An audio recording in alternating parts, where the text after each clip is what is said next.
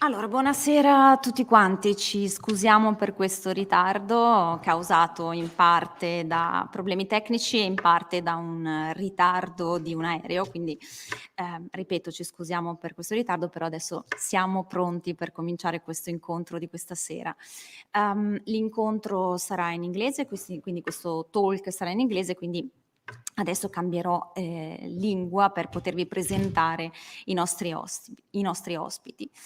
Welcome to this meeting, which is part of the events organized for the dance celebrations. As some of you may know, the exhibition entitled No Dams opened on 6th May, and you can visit it until 20 June. And the exhibition design for No Dams was conceived by the Paris-based office Experience. And this evening we have the pleasure of hosting two of the office's associates, Éric Lapierre and Laurent Esmilaire. And with them is Filip Dujardin, a photographer, who just today visited the exhibition and took photographs at the exhibition. And together, Éric, Filip, and Laurent, we talk about the relationship between photography and architecture. Before giving them the floor, I'd like to introduce them briefly. Philippe Dujardin is a Belgian professional architectural photographer. His work has been displayed all over the world since 2008. He has exhibited in group and solo exhibitions, and in 2013 he has been part of the exhibition After Photoshop, Manipulated Photography in the Digital Age, and some of his works are now in the MoMA collection. Dujardin studied art history and architecture at the University of Ghent, and before turning to design in 2007, he used to create virtual buildings using Google SketchUp and Photoshop. Laurent Esmilaire is an architect, teacher, and curator. He is founder of the office Experience with his partner Tristan Chardonnay and Éric Lapierre. He is teaching at École d'Architecture de la Ville et des Territoires in Paris-Est and regularly guest member for jury at the École Polytechnique Fédérale in Lausanne and at Harvard GSD. Esmilaire was part of the curatorial team of the 5th Lisbon Triennial of Architecture in 2019, where with Tristan Chardonnay, he was in charge of the exhibition Natural Beauty, Meanings of Construction. Finally, Éric Lapierre is an architect, teacher, theoretician, writer, and curator. He's the founder of the Office Experience, an office that has built decisive buildings on the contemporary architecture scene. Lapierre is a professor at École Polytechnique Fédérale in Lausanne, at the École d'Architecture de la Ville et des Territoires in Paris-Est, guest professor at Harvard GSD, and this year he was a guest professor with Patricia Barbas in the AMAC curriculum of our department. He regularly publishes articles and books about the contemporary condition of architecture. And in 2019, he was a chief curator of the 5th Lisbon Triennial of Architecture, entitled Poetics of Reasons. So I thank you again, Éric, Laurent, Philippe, for being with us this evening. And I think we can now switch our chairs, and I'd like to give the floor to Éric to start to analyze our crime scene. So thank you very much again. Does it work?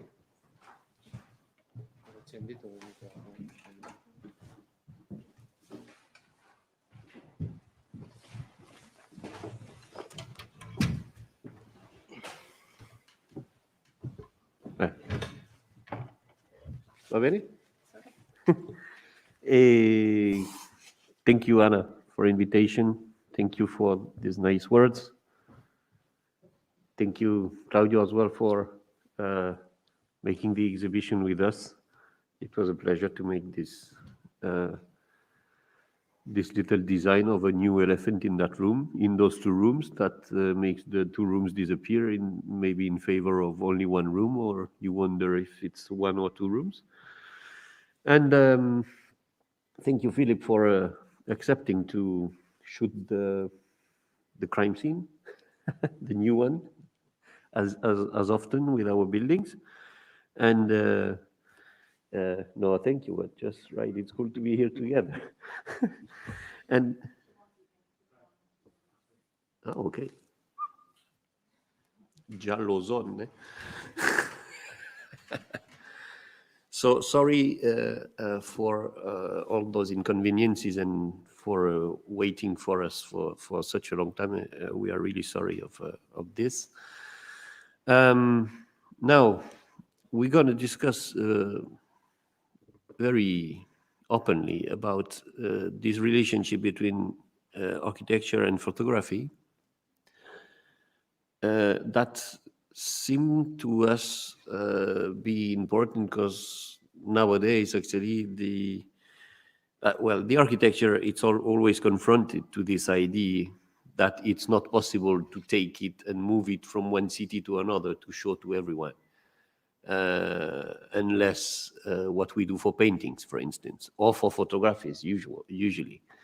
Where you can go, if you go to a painting exhibition, you see paintings. You don't see reproductions of paintings. You see the real paint, and you see the real paint with the cracks, with the dust of the time. Eventually, when it's an old one, you see the materiality of the thing, everything. You make the full experience of painting. Of course, architecture, you can experience it only on site. It's part of its also difficulty, but great pleasure. And of course, in an architect lover life, expanding the list of the fantastic buildings you have visited is also not, it's a pleasure, let's say, and also going to some places, especially to revisit again some buildings you've already visited at different times of your life. It's fantastic. I was this morning in Firenze with my daughter, and we visited some things that I had visited when I was maybe kind of 25 or something, still a student, and that blew my mind. And of course, now it does as well, but in a very different way. And making this experience of visiting architecture, of course, is very important. But most of the time, you know buildings through pictures. And even if you visit them, you have the memory of it, but you've spent you saw them usually for some hours, but then for the rest of your life, you only see books or the picture you've taken. So architecture is permanently represented. It's represented before existing, because it's through the way we represent architecture that we can imagine it, that we can understand it previously, before it exists. And of course, the way we represent it before it exists is not transparent. I mean, if I use collage, or if I use models, if I use little models or big models to imagine and to understand what I'm imagining for making a building, of course, the result and the questions I will address will be different, won't be the same. If I make a building only by drawing in my notebook, or only by making models, or only by talking, because you can also conceive buildings mainly by talking. Actually, it's probably the way we do it in our office. The results are completely different. And once the building exists, it is still represented by photography, and it's through that way that the image of the building will be diffused, especially in those social network times.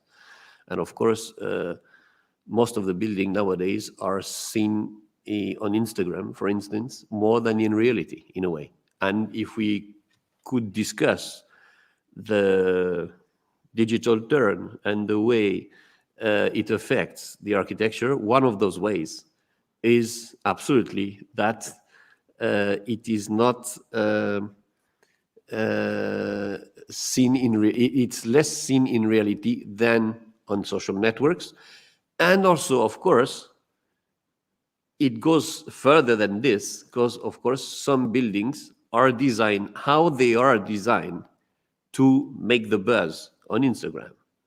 Because, of course, just a specific motive, a specific device, something, a detail, even us, I mean, we don't do this, but sometimes you draw something and you say, okay, sure, it will buzz on Instagram.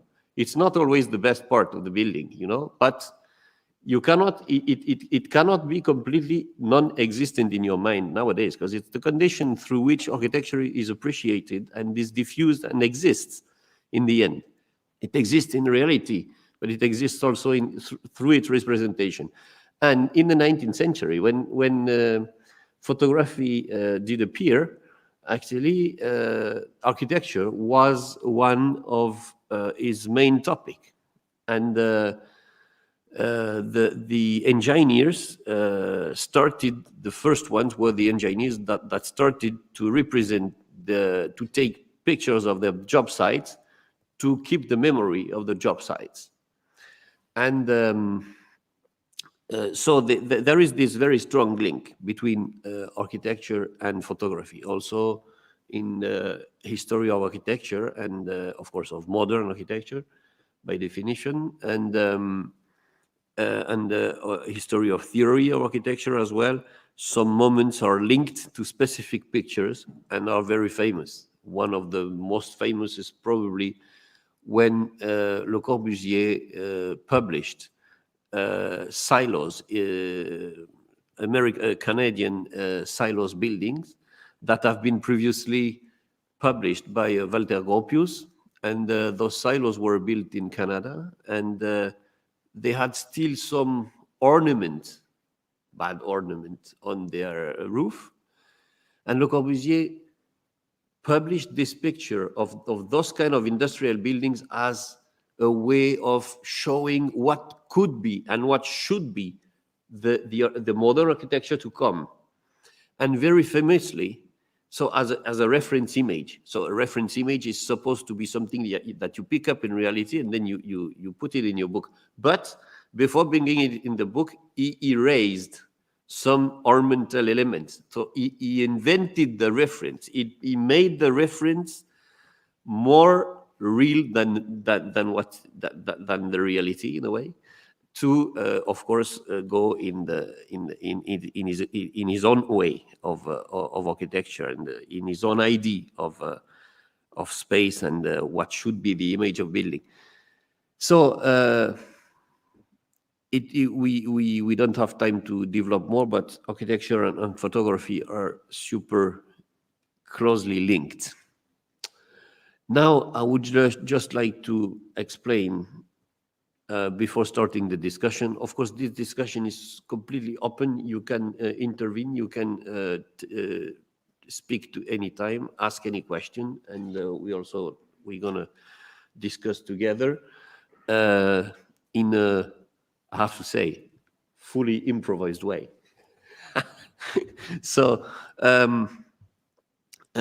I just have prepared some images. Sorry, Philip, because it's always the same one, the very classic ones. Some pictures of the work of Philip about imaginary architecture. It's a series that is entitled Impossible Architecture. No. It's not impossible. No, I think it's not impossible. They are. Press this button. Well, people often perceive my collages as impossible buildings or structures. I don't think so. I think this is completely possible. Okay. So that's my point. That's good. Yeah. We didn't discuss before. I don't know why people think it's impossible, because you don't see it in real. It's not possible. That's strange. Yeah, it would mean that any further project to come is impossible, because we haven't seen it yet.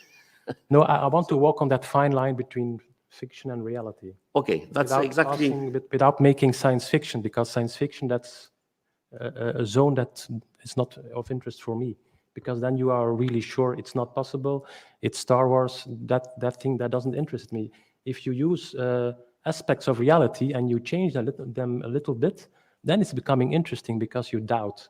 Science fiction, you don't doubt. It's a one layer of meaning. In this sense, I want to confuse people. That's interesting, and that's what I'm aiming in all my collages. It's walking on that fine line and not try to surpass it. It's not always easy because you can fall into the trap of banality, and that's maybe not so interesting either. So I use banal things, but I just shake them a little bit and I make a new ensemble, and then it becomes, I think there's some tension. I radicalize some mechanisms in architecture to the point that it's still plausible, and that's the zone I'm working in. I like to work in. Yes.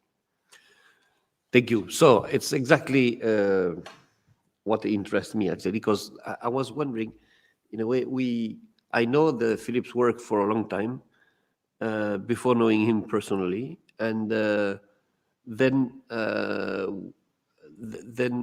I knew that work, and I didn't know that Filip was interested also in photographing architecture. I mean, real architecture without transforming it.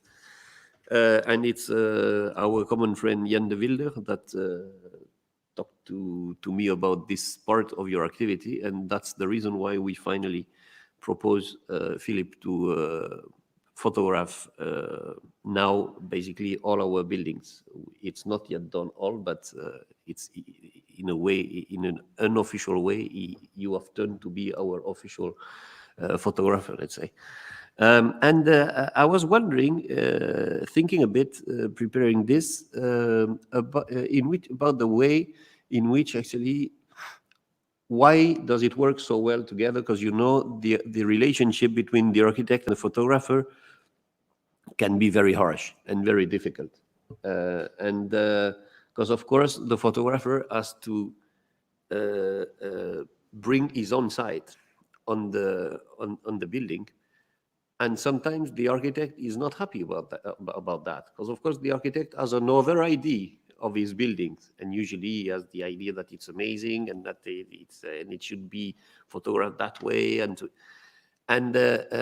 so sometimes it's kind of conflictual. But us, we are always super happy when we receive the pictures of our buildings taken by Filip. So I was thinking a bit, why does it work so well together? And so I show you some of those examples. Basically, those pictures are made by Filip, of course, and from real fragments of architecture assembled and transformed on Photoshop.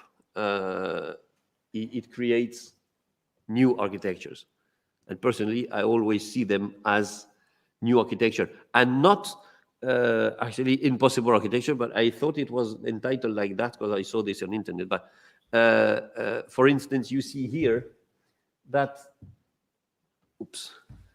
you see that this is a beam. So actually, doing this cantilever, he thinks to add this beam, as this building would be actually built if it would exist in that way. So it's a real. I'm not an engineer. I'm not an architect. I'm not an engineer. So I'm just guessing. Yeah, of course. Guessing. Of course, but we are not engineers. But when we design, if we would design such a thing we would immediately do this kind of detail on our sketch, and then we would ask an engineer to tell us if this is 1 meter or 2 meter or 3 meter, or is it possible or impossible, and so on. But it would be that stage. And so it brings those buildings a complete, really very realistic feeling. And this kind, of course, I don't talk about the super skill that Filip has on Photoshop to fix everything in the perfect way in terms of light, materiality, and so on, which is of course very skillful, but technique in itself is never interesting. I mean, what I focus on is the why and the meaning we could see through that. And of course, if you see this, you are completely convinced that it exists, but it's slightly strange and kind of what would Bento and Ila Becher could make this almost, maybe. It's a series of 30 different buildings for the Bechers, but it's only one for Filip. And of course, what is fascinating in this is exactly what you said. It's something is happening that is strange, but it's kind of very realistic. So it's not bizarre. It's strange. This is uncanny. And this is precisely what is interesting and what makes this... I call it sometimes an impossible reality. That's a contrast. It's impossible, but it's a reality at the same time, yes. Yes, a kind of astrazione concreta, we could say, in a kind of a 70s Italian concept. We could reinvent. But I'm joking, but I'm also serious, because we see in this kind of pictures a huge level of abstraction, but completely involved in reality. And this is uncanny because it's very realistic, but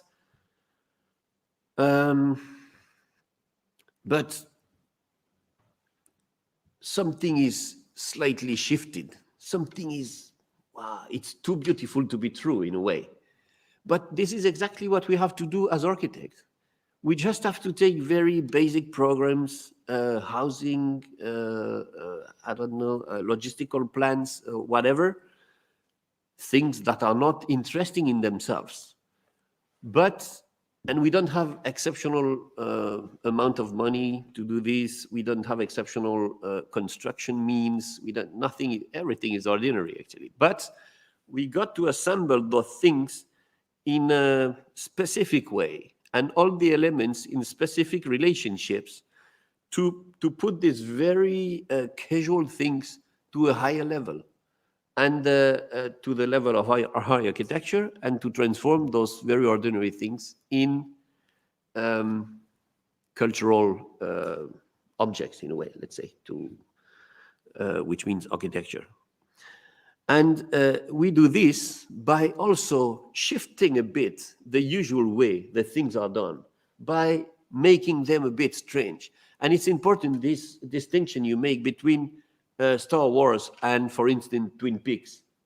Because in Star Wars, of course, you don't believe in anything, but that's cool for this. Huh? But by the way, in Star Wars, when you look at the architecture in Star Wars, one is inspired by the old Indian architecture. Another one is inspired by the old Chinese architecture. Another one by the submarine technologies or something. But actually, nothing very new. But it's displayed in a kind of kitsch way that we know it wouldn't exist in reality that way. So it makes that it creates this feeling of we don't believe to anything.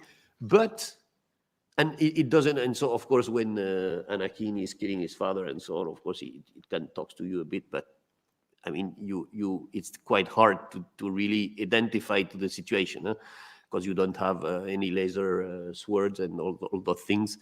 But when you are watching Twin Peaks, which is so banal, so ordinary, but then the camera starts to just travel a bit in a house, very ordinary house, middle-class house, exactly the same as the one you are in. And they look at a coach, and there's a TV in front of the coach, exactly as your coach and your TV. But you wonder, at a certain point, nothing is happening, but you wonder, but why is he doing this? So you start to thrill only because you think that, of course, if he looks at things that way, there is something to find, but there is something to find in a very ordinary context. And this is a very ordinary context, is your context, is the same. So you start to be much more involved in the story because this is uncanny. And of course, when they finally find a human ear on the floor that looks as your floor, you start to look at your own floor to be sure that you don't have a human ear glued on your shoe or something. So of course this uncanny atmosphere exists because it looks normal, but the atmosphere and something is slightly changed. This is the essence of architecture in a way. We got to make things normal but slightly different.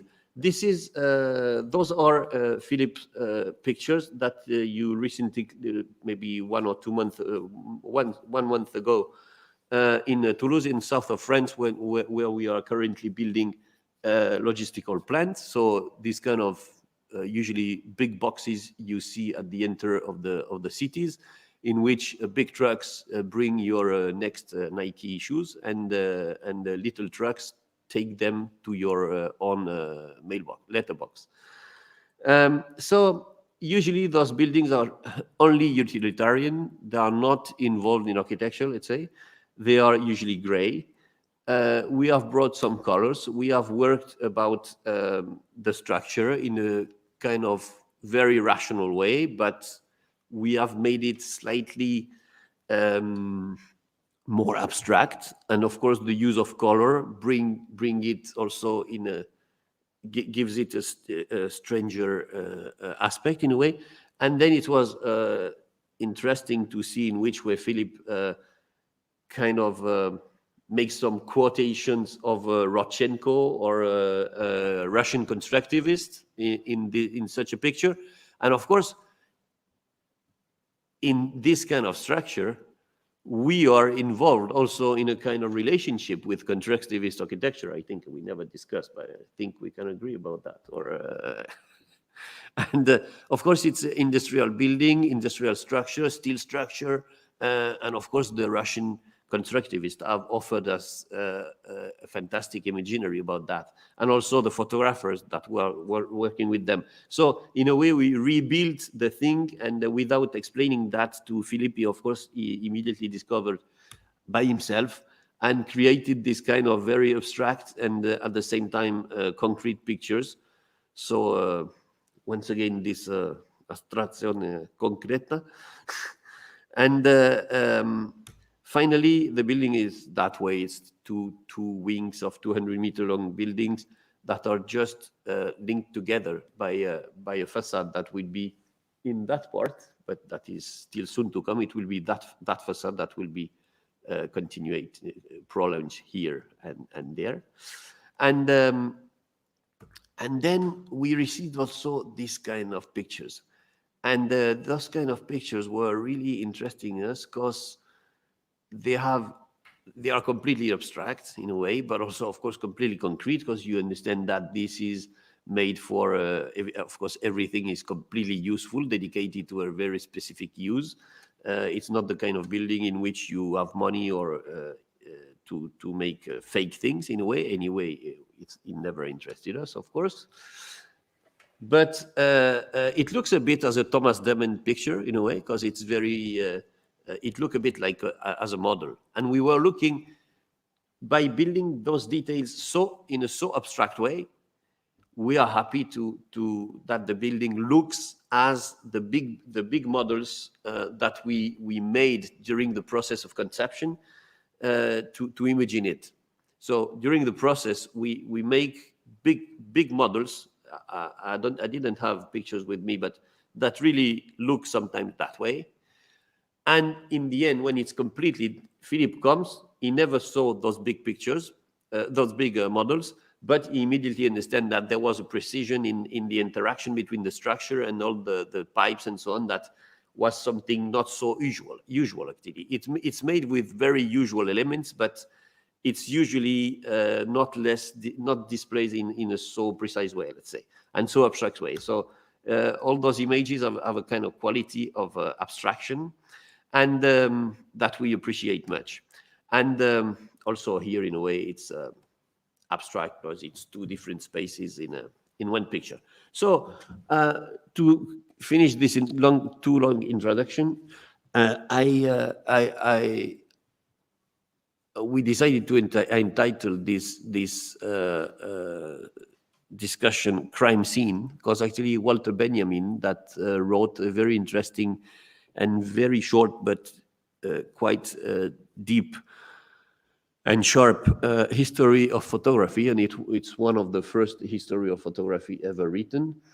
In this history of photography, he discussed the pictures of the French photographer Adjé, and Adjé spent his life shooting Paris streets, Paris shopping windows, every aspect of Paris actually, and very banal pictures. But Benjamin explained that those pictures look as crime scene. Why? Because it's very banal. So it's pictures that you wonder why the guy could take that picture. Because usually, whatever any kind of photography you see, whatever it's a fantastic piece of art in a museum, whatever it's any rock star with his new girlfriend took with a super zoom in Los Angeles in some Malibu beach or whatever, you always understand why a picture is taken. And the Adjé pictures, sometimes you can wonder why. There's nothing to see, actually. No, there's nothing to see because it's just a banal Paris street, because the point was to describe a banal street. So it makes a banal image. And he took those pictures very early in the morning and with also very long poses. So actually, the people moving, there were few people on one hand, but on the other hand, if there were people, they were just going through the frame, but by moving and the time of the pose is super long, so actually they didn't print the film. So in the Adjé pictures, the city is always empty. And that's what makes in the Walter Benjamin ID, makes those scenes pictures appears as the crime scene. Because, it's exactly as the police, when you see some police pictures of a crime scene, of course, it's always at the corner next door. It's completely banal, but something extraordinary happened there. And I was wondering, in a way, if we couldn't understand our buildings, in a way, as the crime scenes for the photographer. I would like to ask you to start. How do you start, actually, when you arrive to a building? At the crime scene? Yeah.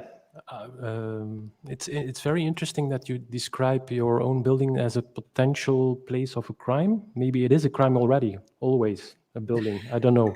Probably it is, because a building is a proposition for a question. Is it the right answer to the question? I don't know. It's a possible answer amongst many. So if it's the wrong solution, it could be a crime, especially for the people who has to work in it, or it's a crime for the environment or the ecology and so on and so on. How do I arrive at this? Normally, I like to be guided by the architect, if he has time to join me. If not, it's a collaborator who is even more experienced with building, because he's very close to the technical execution. Usually, yes. Yes. So no, it's always good to hear the story of the architect and what he means or try to achieve with the building. That could be a guide to wander around the building. But then you forget sometimes the story, and then you make your own story, because photographing a building is always making stories. It's zooming in, it's zooming out, it's making frames around the building, and you show a lot, but you always also show. You don't show things that are not fall out of the frame. So that's a deliberate choice made by the photographer. And why do you like my images? I'm wondering, because you said earlier, I think it's the final confirmation of your good intentions. I don't know if you doubt on the final quality of your building, but the photo really is the final proof of the quality of the building. I'm quite sure. And in some cases, the architect is really relieved that the pictures are quite good. So it's a good building.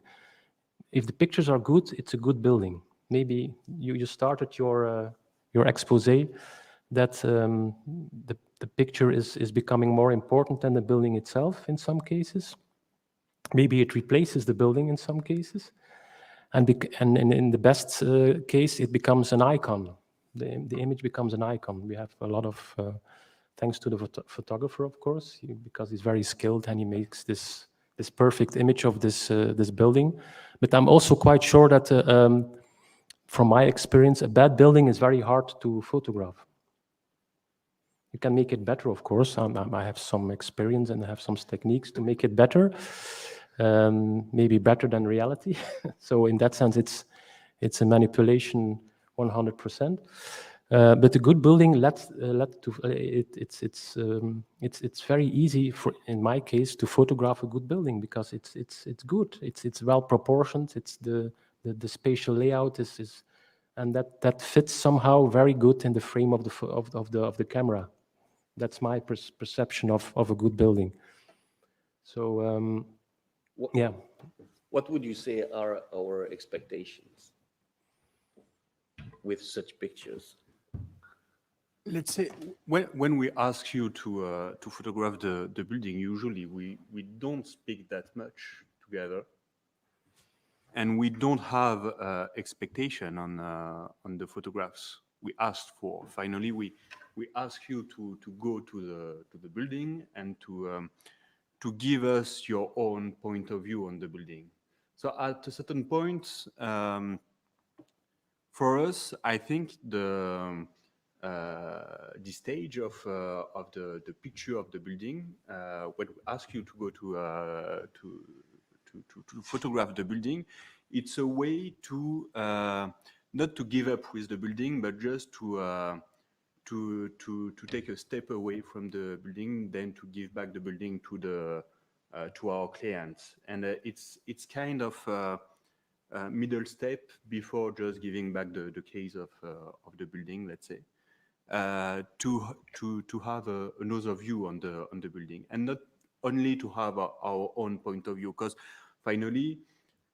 When we draw the building, when we develop the project and so on, when we start the construction, we build our own point of view of the building through the process of the project, and then for us, I think the final view of the project shouldn't be our point of view, and I think we use two way of going away from the building. The first one is the photographs and the work we did together. I think the second one, it's another subject, but it's part of this process. It's the concerts we organized on the sites, because it's each time when we built a building, then at the end, more or less at the end of the construction, we organize a concert in the construction sites. And then we completely give the building to the musicians, and they completely appropriate the building in order to have to express their own stories, their own fiction on the project. Let's say it's another way to appropriate this kind of crime scene. And for me, there was a question I would like to ask you about the photograph of architecture, with the two face of your works, the one of this kind of uncanny reality, and the one of the representation of the reality. It's about what do we speak about when we speak about representation of architecture? Do we speak about the concrete representation of architecture, the architecture in its own reality, let's say, so the construction of the architecture, or do we express the fiction or the imaginary of the architecture? By photographing a real building, that's what you mean, huh? Yeah. Photograph a real building. Well, like Éric said, there's always a kind of an aspect of abstraction when you photograph a real building. And my way of working is very in relation to abstraction, very relevant, because I have to admit, I work on the images in Photoshop. When I take pictures of a real building, I look to every pixel of the image, and I don't change the architecture, but I clean it up. I admit, and that's maybe you like it so much, because there are always imperfections. Maybe some people will shoot me for that, but I erase them. Is that changing the architecture? It's become a fiction because the execution was not always that perfect. And for me, that's bothering, because the intention of the architect was to have a perfect building. Or did you already lose that illusion? I don't know. But on paper, you draw a perfect building, a clean, perfect building. And if the image resembles that drawing, I feel from experience the architects are very happy. They are relieved and they are happy that the building resembles of course, you know it in advance that the building will resemble the drawings, but if you see the pictures, it's almost a drawing, a photographic drawing. It resembles the first conception of the building. And I always, also like for example, the technique of architectural photography, that there are straight lines. It's a very unnatural way of looking to a building, that the perspective is corrected by a special lens. It's not a natural way of looking to a building. It resembles to the drawing that is made by the architect. Also, the lines often, maybe the first sketch is a bit not so straight, but the final drawings are always straight. This line drawing, very perfect. And I have the impression. I have the impression that that architects really like that these two resemble. It's kind of cycle. Yeah. That's why I started from the drawing or the documents we create to invent the building, and then the real building, and then the representation of the real building through photography. Well, it's a fiction that becomes reality, and then it becomes a fiction again. Exactly. And it's not about I would say cheating, because when you say you clean it up or something, you don't change details, or it has to be clear. It's for instance, Filip explained me that on that picture, you clean actually some things. You have to click it. Oh, click it where? Yeah, now it's good. Yeah. In that pictures, there was some stain because of the job site and the dust and so on that have been cleaned on Photoshop. But if it would be clean in reality, it would look that way. I mean, he didn't design the circles to bring the pipes in it and so on. I mean, it's right that it's slightly transformed as well, and then it turns to be perfect. Let's say it's in a way perfect or more abstract, because actually one of the most powerful tools of architecture is the abstraction. What is beautiful in architecture is that it's when it's completely real and it's also completely abstract. For instance, you go on Piazza Maggiore here and you see this big Vasari building. You haven't seen it? Yes, I've seen it. You've seen it? I've seen it. Okay, you got to see it. Okay, great. This fantastic kind of mega structure, huge building. You look at that facade, it's classical, beautiful proportion, design, and so on. I don't enter into detail, and you know it, but it's regular. It's a regular rhythm. So it's a completely autonomous object. It's a kind of big piece of other kind of aqueduct, put it in the city. And then the really amazing thing is that you have a series of big arches through which you see, and it's framed as a picture, you see the real city. With the city, the streets are not straight, and it's not so regular. It's completely lively, and it doesn't have this perfection of abstraction of the main Vasari facade. Then, of course, when you look at it more precise, and the fantastic thing is that the Vasari building is completely abstract in its regularity, but it's it lands in the city at the perfect place to have the streets. Those streets, they were pre-existing, and then they comes perfectly naturally in this scheme. So it's at the same time completely abstract and completely real. And of course, to bring this level of abstraction here on Earth, it is fantastic.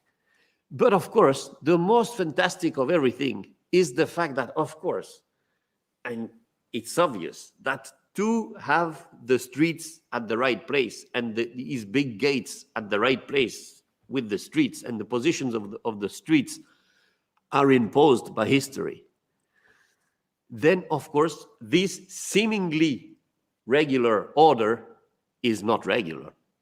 It's almost regular.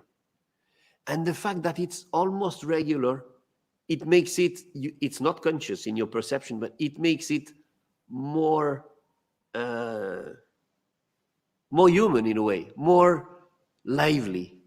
And of course, the beauty is that it looks regular, but it's not regular, and you're able to think and to see that it's regular. It's not regular, but you perceive it as a regular, and it works perfectly with the existing city.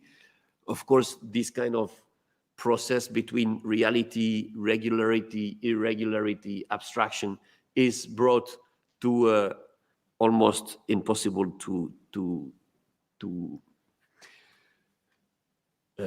surpass in Palladio's Basilica in Vicenza, where he made this fantastic Sterliana system in which the arches are regular, but the spaces between the arches are not. But of course, you perceive at the same time that it's regular and not regular.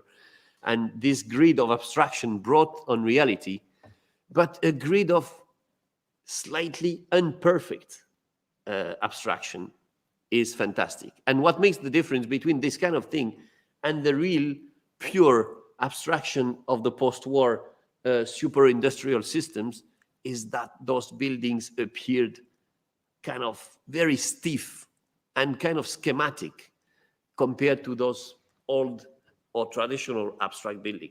But anyway, the architecture is, in a way or another, bringing a grid of abstraction on reality. And then, of course, as you mentioned, it's always a bit imperfect because it's never as perfect as you would like. And so the photograph comes, and the photographer makes your images perfect. And in a way, the fact that they are so abstract, that the fact that we are able to make such an abstract picture, in our building, that's right. I think it's a relief for us. It's a kind of proof that we were right. It's a kind of proof that we finally succeed in doing what we were looking for.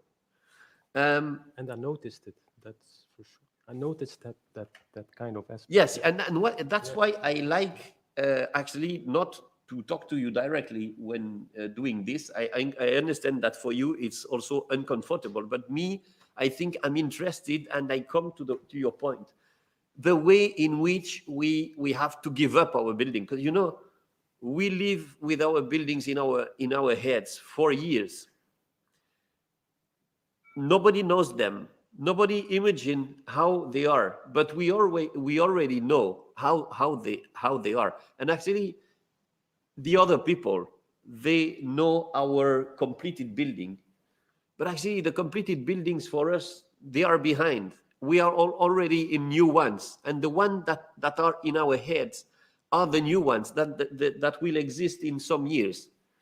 And we live with this in our head, and we inhabit them because we imagine how will it be to be there in that space, to look this, to look that, if it's in color, not in color, if it's black, if it's cool, if it's warm. And we inhabit them imaginary before they exist. And finally, we make the job site, and during the job site, the building also, from a legal point of view, we are responsible of the building, and it's ours in a way. And we can go on the job site as we want. We are the boss on the job site in a way. We can give order. Usually they are done, not completely done by some companies, but we have some means to be the boss. And it's also something that that comes from deep in ourselves in a way, and then start a process in which we know that within some weeks, within some month, even us, we won't be able to go into the building anymore. For instance, this space is now UPS. And UPS, they are completely paranoid about the technology, about everything. So it will soon be impossible for us to see this. It's our building. In our mind, it's still our building. It's like parents. Even when your children are 50, you always think they are 10. So it's always babies for you. So in a way, it's still our buildings, but at a certain point, we cannot go anymore. And we create this kind of ritual, and the photography is a part of a ritual to also give up the building. You're very, very right. I never thought about that, but that's right, I think. For sure, the validation of this kind of picture that makes us happy because it's abstract, beautiful, and unexpected at the same time. It's always the perfect moment when I come there. Not in that case, because it was not completely finished. It was interesting for another reason, because you can dissect the building in different stages. That's why I made these structure, these photos of the open structure. You will never see it like that again. So it was very interesting for you, I think, to see absolutely the several layers. Absolutely, and it's a tradition of the job site pictures.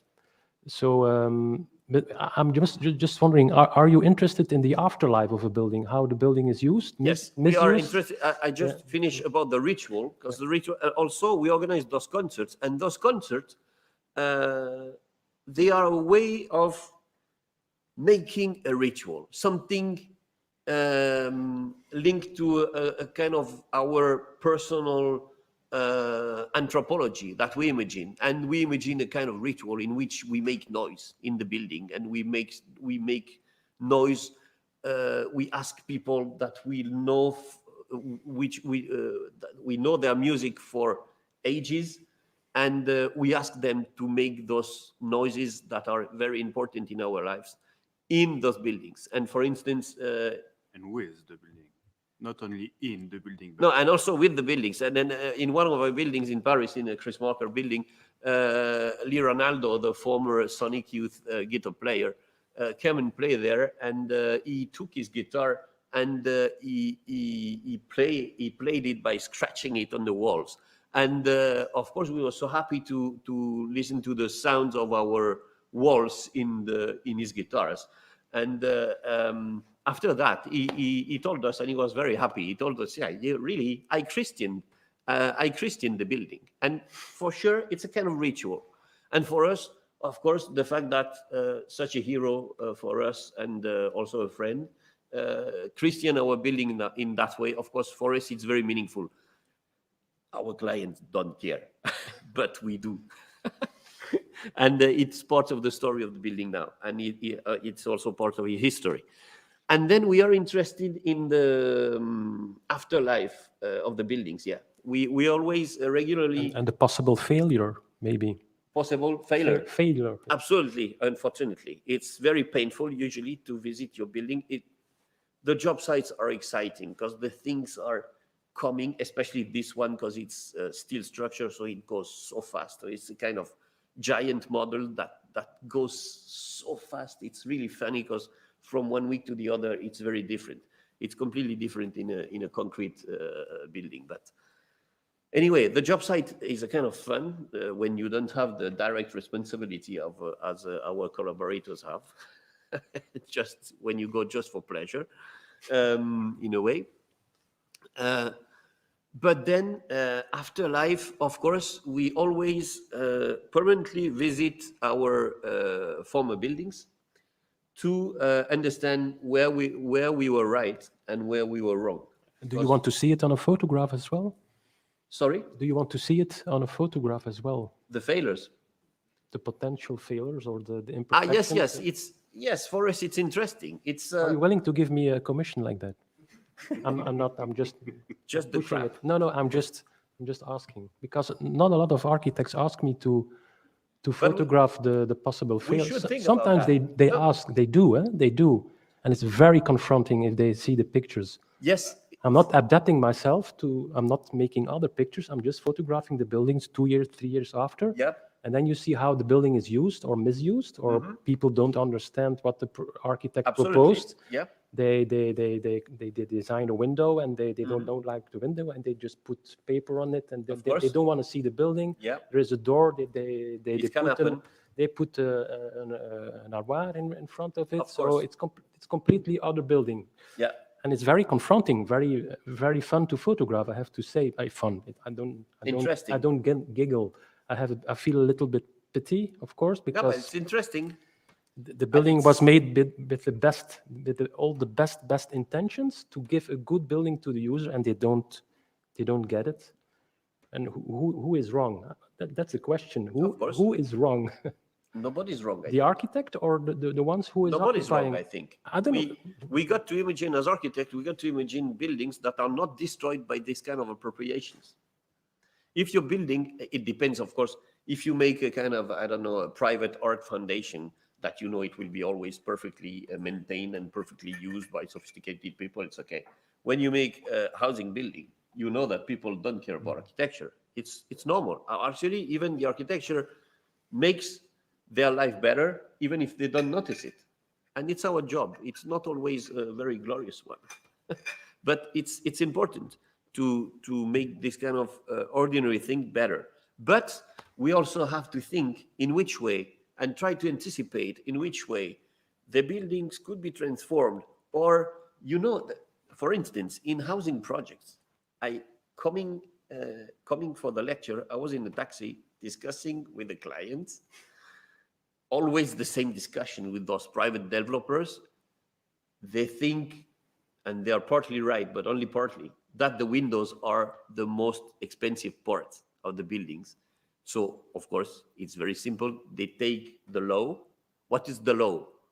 The law, of course, explain you, because if there wouldn't be any laws, any rules, of course, you would find people that would give you yourself a bedroom with no windows, for instance, like in a San Marco convent sometimes. But we don't live in a convent. So, of course, there are laws that explain you that to be correct, a bedroom has to have a window which surface area is a certain percentage of the area of the bedroom. Of course, those legal values are considered by private developers as the right one, because of course the cheapest one. And we permanently fight to make bigger windows. It's very basic, our job, in a way. And we fight and we fight and we succeed. If we wouldn't succeed, we would give up the project. So we succeed. And then you go and visit the inhabited building, and usually the windows are permanently closed with the shutters down and with the curtains, and sometimes with pieces of furniture in front of it. And it's so strange. It's something that I cannot understand, because me, in my own life, I prefer to have big windows, looking outside, living with lights. It seems obvious to me. Obviously, it's not obvious for everyone. No. And but anyway, it makes more beautiful facades. And when you have a big window, you can make it smaller by curtains, by shutters. If you have a small window, you cannot make it bigger. So we and the architecture has to make the possible as wide as possible. So we got to make the things, to give the freedom of choice. And the freedom of choice is making the big window that can be turned by someone smaller, but don't make the small window, because you are condemned to the small window. So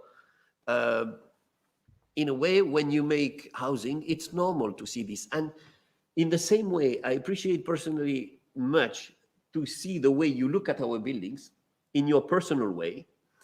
I also appreciate, it's moving really to see your buildings used by people. In 2003, I think I've made a book entitled Architecture of the Real, about the French scene, architectural scene of that time. And I had asked to 3 to 3 different photographers that were not architecture photographers, but with the architectural sensibility, but not in the commercial way or whatever, to take the picture of the 12 big buildings that I published there. And I had a specific contract with the architects because I know them. If you accept to be in the book, you don't talk to me about pictures, and you accept the pictures. You don't choose them. I choose them with the photographers. It will be published that way, and you will accept it. They sign, but 75% were pissed off, and 25 were not. And this line between, it was completely architectural positions. Just not to go further, Lacaton Vassal were super happy. Rudy Ricciotti was super pissed off. He was pissed off because we had taken a picture of a house facing the Mediterranean Sea, just a sea house. And there was a towel, because of course it's the sea. They go in the sea. They need towels. It's part of this atmosphere of the beach and so on. And the towels, of course, dry on the handrail. And he was so pissed off to see a towel on the handrail of his house in front of the sea. That's the difference between two kinds of architects. You have Absolutely. Architects who think in images. Exactly. And you have architects who thinks in how I'm building for somebody, for someone. That's a big difference. And then it doesn't matter how the building looks like if afterwards, if there are towels. Exactly. And it's Lacaton Vassal is happy. They can use it to put the towels on. Of course. But Mr. Ricciotti, he's thinking in images, in perfect images. He thinks and that's the fault that's the fault of photographers. It's my fault for a part, because I create these images, and I'm sure that a lot of architects they design a building with images in their mind. How will it look like on a photograph? Of course. I think every architect thinks like that. Even you, I think, in a good sense. In a good sense, of course, you think in images, not in. Of course. Afterwards, you think I'm building for that program for these people that these students will use. No, but of course, that's the next layer where you think about that. But also, you think in images, in these pristine images, and that's created by us, of course. In that sense, I have a quite big responsibility. I create them and I deliver them to you. Yeah, but any good building has a strong image anyway. The concept of image and the concept of building and architecture, it's completely linked. I think I cannot imagine a single good building with a weak image that has not a strong image. So building and image are completely linked. But then you need to discuss are you happy to see that people live in what you've done in their own way? Also, their own way. It means sometimes they transform the handrail, they transform something. But I think our buildings are stronger when you see that the daily life and that your architecture can be the stage of the unknown play of the daily life. It's really moving to think that people live in what you do. It's really, really cool. I mean, and of course, the life is the fact that this is not well aligned. This is like that. There is this kind of very casual atmosphere, but also very precise. And then there comes a point they have to decide if they want to demolish the building or not. But that's also a fact that is already. I'm not old enough. No, but I didn't photograph buildings before I did, but not on demand for the architect.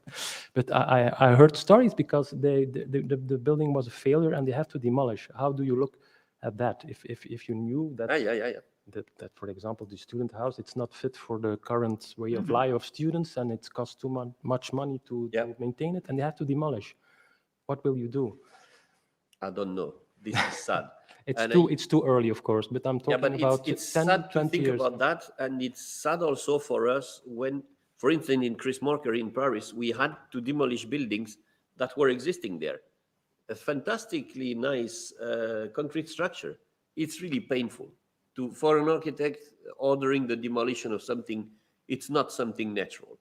Of course, you got to face this contradiction that to build you need to destroy. It's kind of Nietzschean and even Greek paradox that is well known, but it's not so easy. And you are always full of love for the fact that you know that somebody has taken care of imagining a building and it has built it and so on. It's really painful to demolish it always.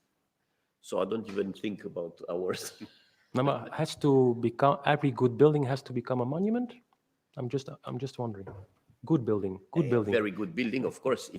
It's impossible that it doesn't have this kind of big monument becoming, of course. This is not thinking about ours, huh? But of course, if people would transform now, I don't know, unité d'habitation in Marseille, now I wouldn't agree. You wouldn't agree, no? Huh? Yeah, I can imagine. No, of course. I wouldn't agree. I mean, some pieces are so perfect, so touching, so efficient, so beautiful that they have to be kept as examples. That's your ambition as well. I don't think in that we don't think in that way, but of course, yes, in a way, if you ask us, of course, to have known as Le Corbusier's, for instance, to be alive and to see that one of your buildings has become a historic monument.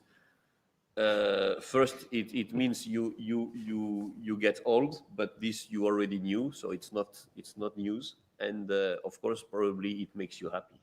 It's a public Yes, it's something public. It's something, because in the end, architecture is always intending to be part to improve the collectivity and the feeling of collectivity. Architecture it doesn't often buildings are conflictual, but fundamentally architecture aims at creating links in society. And so, of course, if one of your buildings gets this kind of level of recantation, it's probably fantastic. But we don't think to this every morning arriving in the office.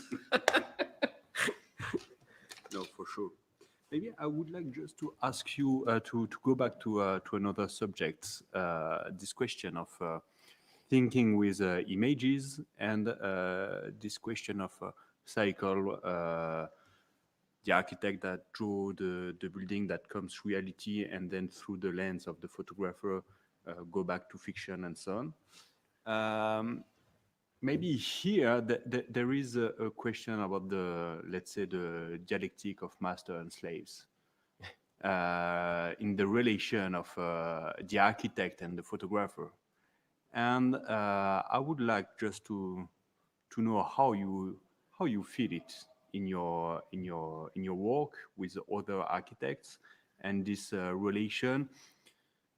I don't know, do you feel that sometimes, of course, buildings are drawn to do photograph, or sometimes photograph are shot to express the photography or to express the architecture, and how you feel it finally when you said that, for example, to go back to buildings, to shoot again the building maybe 3 years, 4 years after the delivery, it's a way for the architect to understand the role of the photographer and so on. So how do you feel this kind of a dialectic relation between I'm just wondering who is the master and who is the slave? But I solved the question. That's the question. It's really a pity because it's super interesting but I'm really sorry because we were so late that I have to be still even more impolite because I have a super important call at now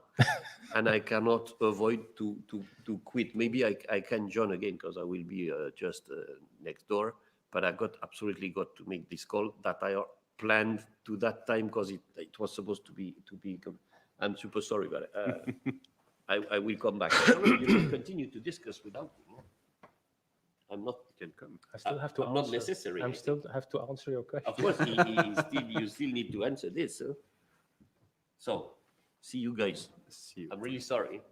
But for sure, the question of who is the master and who is the slave is not solved. It's not so clear who is the Maybe the photographer is the master. I think architects are addicted to receiving the images. So who is the master in that game? Probably me. Yeah. Yeah. Because maybe it's also related with the way we experiment architecture or the expression of architecture, because as Éric underlines in the beginning of the presentation, then mostly we experiment architecture through images, and for example know much more with Instagram and so on. But then for sure we think with images, as you said. But there is this question of for which aspect do we build building? Is it for images? Is it for life? But And, of course, you ask me to photograph. It's from the beginning. It's a kind of commercial, if I may say so. It's a client. Sure. It's a client, and I'm the contractor. In a sense, if I may say so, it's not so romantic, but in effect, it's you expect something from me, and I have to deliver in some way. At a certain level, I have to deliver that kind of quality and quantity, and then you will use that images for all kind of purposes to convince potential other clients, to publish the building in magazines, and or to give lectures, whatever. So the images are used in several contexts, that's for sure. So in that sense, I'm the slave in that sense, that you are the master and you use the images in the context you want to use. Am I too? Is that too confronting or no? Ed, you are aware of that, of course. I think this is for sure the first aspect, but because you pay me, pay me. I don't pay you. No, but this is the real aspect. Yeah, of course. But then for sure, when we let's say the master can exist only because there is the slave, and reversely. So let's say at a certain point we can say also that architectural photograph gives kind of a fashion of a photograph. Also, we had let's say we had some type of photograph, of architecture photograph. The very white milky photographs. In your mind, you have that in your mind. Yeah. For example, in your case, you assume, let's say, the real aspect of the building with to assume the saturation of the colors and this kind of thing. There is no this kind of blurry aspect and so on. Well, if you design a building with pink, for me, I want to show the pink. There is pink in the building, there is yellow in it, and I make it maybe a bit too yellow because it's a colorful building. I want the building has to shine. Certainly the building you designed in Toulouse, it has to shine on the pictures as well. So I'm also pushing there a little bit. Yeah. But I was wondering if at a certain point the eyes of the photographers give the kind of offline for architects in the way to design the building. The offline, what do you mean by offline? Give the lines for the let's say give a kind of a fashion in architecture to have different kind of mood for doing architecture because the representation of the architecture became the architecture itself in a way. Well, in the best sense. For some architects, I make images during the construction phase, and they use these images to design the building in the next stage. It's very rare. It's not always the case, but they await the images and then they decide which color they will use. Or sometimes, in some cases, they put the wall somewhere else, or they just the pictures are used as a kind of design tool for the next phase. That's quite interesting, I think, because that's the other way around. The picture is now becoming a tool for design. Normally, it's the other way around. It's not it's kind of referential picture for itself for the next design stage in the building. Of course, not every building works like that. Of course, it's a quite unique situation, but it already happened for some architects that they use the pictures of the in-between phase to think about, or it gives them inspiration or other sides to the place. And in that sense, it's quite interesting that the photography can provide that. Yeah, but you have to be open for that. The architect has to have that mindset, of course, that they use. Sure. Yeah. It's an intellectual act they do, of course. Yes. Yeah, because it's a way that in this way the architect needs to assume not to have finished the building till it's photographed. So it's not that easy. No, it's not that easy. No. But for example, I'm photographing the WTC towers in Brussels. I don't know. It's a very problematic. It's not problematic. Emblematic project in Brussels. Yeah. And it's a kind of reconversion of two existing buildings, and they stripped the building completely to the ground. Only the two lift shafts are still there. It's 27 stories high, and the architects asked me to photograph that particular stage in the design process of the building. Of course, the building is already designed, but they wanted to see these two lift shafts, and they're gonna use it in the further thinking about the spatial, because they will build new towers around the lift shaft, and they will build a connecting tower between the two towers. But these architects, 51N4E, they really use pictures as a kind of tool to think about a possible solution for that project. And for me, it's very satisfying. I don't feel that important, but it's nice to see that they also organize workshops and so on. But photography is one tool amongst others to design a building, and that's quite interesting, I think. Yeah, because a lot of architects don't work like that. Yeah, so simple. For sure. Yeah. It's maybe you have some questions. You have to finish.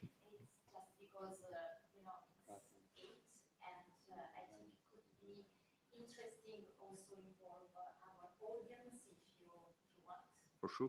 And you have discussed many interesting topics, and I'm sure that our audience could have some questions for you. And so I don't know if are there any questions? Yeah, I can start. I think you need the microphone.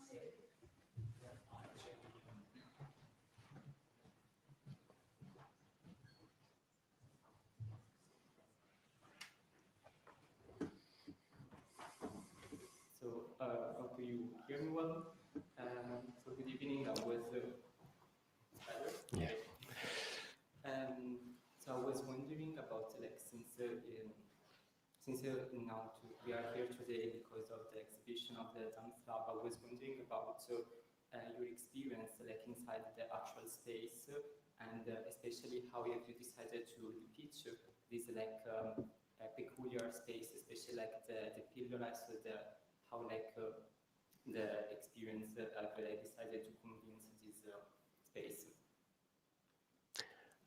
It's a question to me? Or only? Yeah, it's a experience. Yeah, it's for you. Like, have you decided to pitch like this space? Why I decided to photograph it? Is that how? Well, it's a very simple project, if I may say. It's one it's one gesture in two rooms. It's very hard to talk about it. It's just it's a spatial gesture made by the architects, and then it became it received a kind of materiality by putting the wallpaper on it. So it was disappearing again a little bit, except in the inside you have the clear view of the space. Yeah, how do I photograph it? You have this historic context, of course. It's very nice, this palazzo-like building. Just for me as a Belgian, we don't have such buildings. For me, it's already exotic. The whole city of Bologna is a kind of Renaissance painting I'm walking in. It's amazing, and that particular space has this monumental quality, and then this simple gesture made by the architects by linking the two spaces by one space. It's nice to photograph, but it's a small thing. Yes, it's a small thing. Yeah. Really like condenser.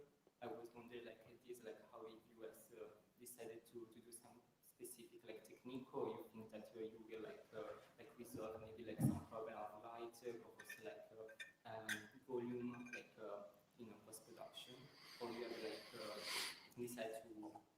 Well, I always want to show where the project is as much as possible without deforming it, because you have this. It's a very narrow space, and it's very hard to take distance and to make to show the structure in its entirety without deforming it, because you have these lenses that are very wide, and I use this special tilt shift lens, so the deformation is quite acceptable. But if you deform it too much, you are changing a little bit the architecture. So you have to look for the right point of view that you can, with the techniques you have, and then the limits, of course, also to reproduce that space. And then I zoom in. I always want to show the context. I show the palazzo from the outside. You see a glimpse of the exhibition. Then I go inside. I walk around photographically. I show it from all sides, and then I zoom into certain details. And then in that case, specifically, you have these moving video stills. Then you have to adapt your exposure to see the images clear, that you see the face is quite sharp.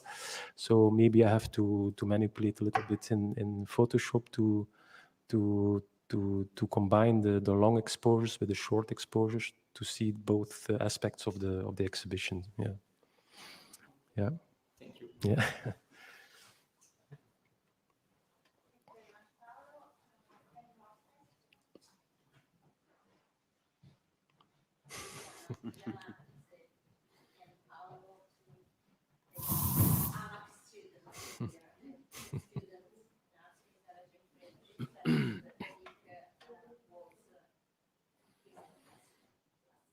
Okay, so I have a question for the architect.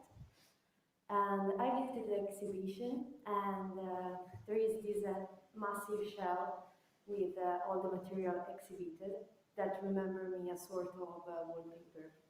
And so I was wondering, what's the process that leads you to conceive such exhibition design? If have you considered any other possibilities or solutions? Yeah, at the very beginning, it was wondering that we produce an exhibition with several spaces, one dedicated to a chronological time lapse of the dams, and another one which was a more immersive room with video and sounds. And the configuration of the space made of two rooms was the first approach to say, okay, let's have one room that is a time lapse and another room that is the immersive room. But then it will be something that was always spread. On one hand, we have the time lapse, and on the other hand, the immersive room, but they will never create something together because they were just spread in the two rooms. And for us, the first point for this exhibition was to understand how this chronological approach of the dams can create a space in which we can, let's say, experiment the dams in a way. And we were wondering how we can have one gesture that can inscribe the two aspects of the exhibition with the time lapse and the immersive room. So we start to find a way to create a space that can go beyond the two rooms and create one element that at a certain point destroy the two rooms and give the perception of something else. And then when when we see the rooms now, I think we have this feeling of having one object in a bigger space, and then we understand that finally we have the immersive room contained by the time lapse, and it was really the first step we had on this exhibition to understand how the two can become very interdependent and not just close one to another. And yeah, that was the main process for this exhibition, and it's how we achieved these piles, let's say. And then for us, the way to create this let's say one room space was also imbued in the opening, as we can see here. We spoke this evening about the abstraction and the powerful of expression of the abstraction, and then here this view of the opening that create just the cross on the upper part of the opening is a way to let's say to say that finally the new pile in the room and then the wall are one element, one gesture that goes along together. And then here it's really about this having this first step for the project and understanding how we can make it real. And then how, since we understood how we can make it real, how we achieve the necessity of abstraction in the architecture. So it was more or less the step we had. And then we had a lot of work with Anna, who helped us a lot to make it real. Yeah. Thank you very much.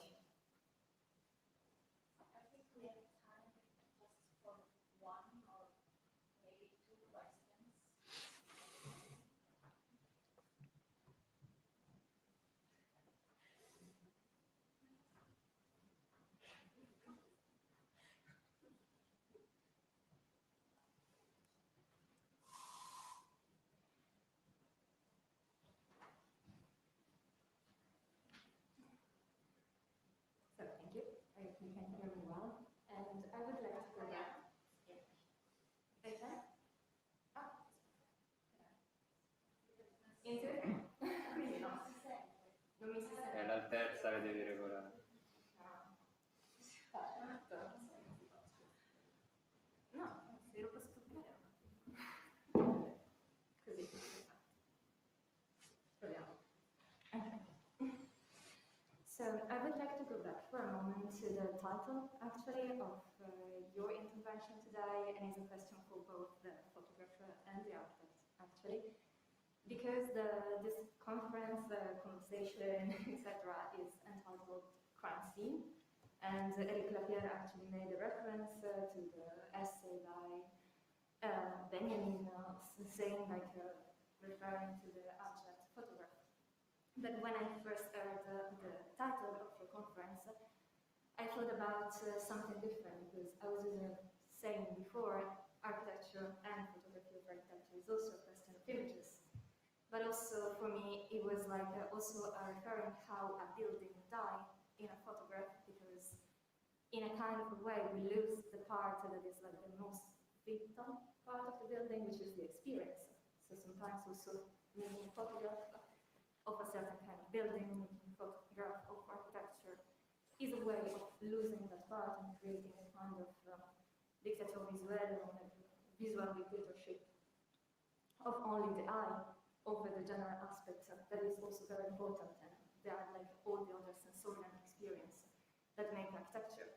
So I wanted to know, both from the architect, how do you deal when this part of your building is transferred into an image, and sometimes also betrayed in an image, and how, as a photographer, you deal with part of the leaking of the experience of the building in a photograph.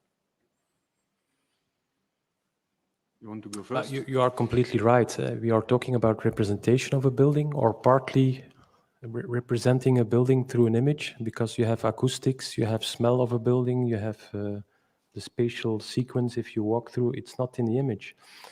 You can film a building. Sometimes they ask me to make a video. It's quite interesting. It's quite new for me, but for me it's a challenge. If architects ask me to film, to make a movie about the building, it's a completely different, because you have to. It's a collage. You make moving photographs. In my case, I don't go around like that. My camera stays on the tripod, but then there has to move something. If not, it's just a moving photograph where nothing moves, or so there has to be movement. Then there has to be use in some way, or you see something moving outside the window, or then you hear the sound. Then it's becoming more complete, but it's still representation. It's not a real building. The real building is I don't know if it's the only possible way of experience a building. I think a photograph is also a way of looking to a building. Is it less important? It's a minor importance. The real building is still the reference, but yeah, I see that especially that you are exploring other ways of representing a building, also through concerts, and photography is one part of it, I think. Yeah, for sure, photography is one part of this. But then, let's say, with your question, there is still a relation with Benjamin and the end of the aura with the photographs and so on. So we can understand your question like that. But I think that there is, for sure, with through the photographs, you do not have the unicity of the object and the very real experience of the object, the architectural object, because this one we could have only with experimenting the building at a certain point. Even a model of the building is just a partial representation of the architecture, and you won't have the real experience of the building itself. And then I think that there is this question: what is the architectural representation? What do we represent with the architecture, both in the conception and when the project is realized? And let's say, for sure, with the photograph, you have the first step of the representation that could be the concrete part of the building, the way the building is built. But then there is also the possibility to represent what is behind the real construction, and let's say to represent through the reality the imaginary of the building itself. And I think this kind of uncanny reality we spoke about previously with the Photoshop work of Filip, but even the right choice of the point of view, the frame, and so on, give a specific reading to the building. And I think through the lens of the photograph, you can have a new aspect of the building, a new representation of the building. And then it's not the end of the building or the die of the building. I think it's another way to look at the building and to represent the building. But for sure, it's really linked with I think a more general question about the representation of architecture. And when we speak about the representation of architecture, what do we speak about? For example, when we draw a plan in architecture, finally the plan is the representation of the construction of the building, the wall, the windows, the doors, and so on. But how do we represent space?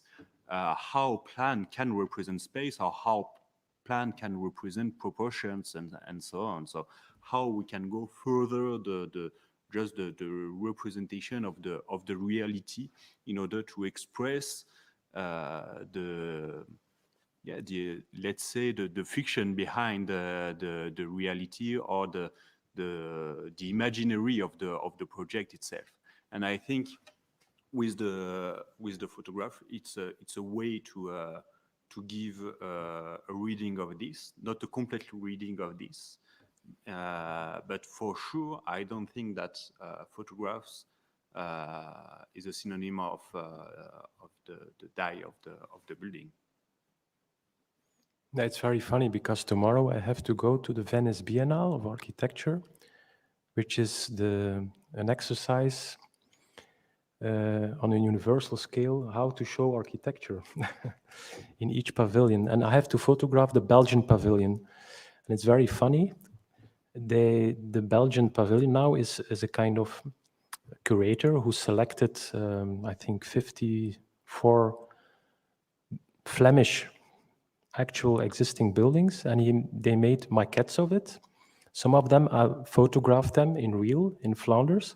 Now I have to photograph the maquette of a building I photographed in Belgium, and they reconstructed kind of the Flemish architectural scene through creating streets made out of maquettes of all these 55 projects. So it's a quite interesting interchange between photographing maquettes I photographed earlier in real, and now I have to create a new illusion of this artificial compression of all these projects. So I'm very curious. Yeah.